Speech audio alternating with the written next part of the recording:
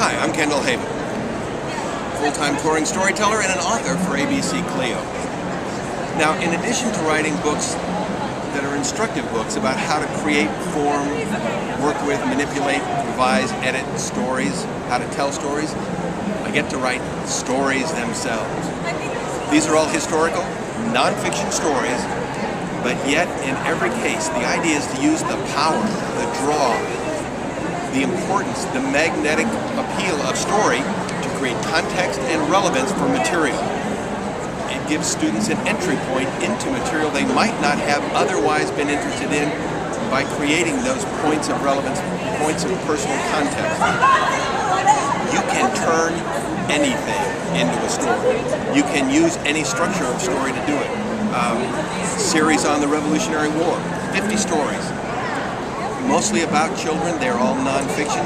The idea was to find what it was like to be alive and a human being at that moment in time, so that children today who can barely get up in the morning without having their cell phone and BlackBerry turned on can relate to and understand what it was like to be a human being in this country 250 years ago.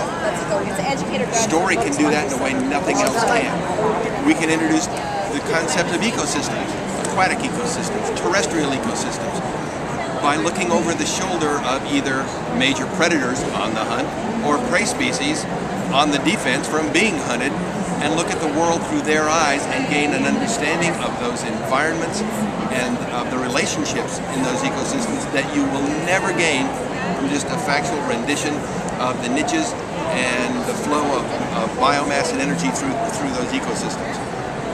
We can take myths, traditional myths that try to explain aspects of our life and our world, as many traditional myths did. Why is there salt in the water, in the ocean, when there isn't salt in rivers that flow into the ocean? Where did the salt come from? How did the oceans get to be salty? Why are there tides? Why are there waves? Why do some mammals live in the ocean instead of on land?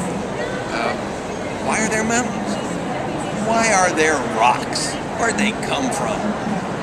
If we start with the myth, research is very clear that starting with the story, you create context, relevance, and interest in the material, so that then a study of that aspect of the curriculum becomes interesting and personal to the students. So the idea of the story collections is to look at our history, science, aspects of the curriculum, turn them into powerful stories that ignite the interest and the involvement of the students, and then give them ideas for follow-on activities, follow-on research projects, follow-on discussion guides that turn them loose on their own. Well, that's the stories.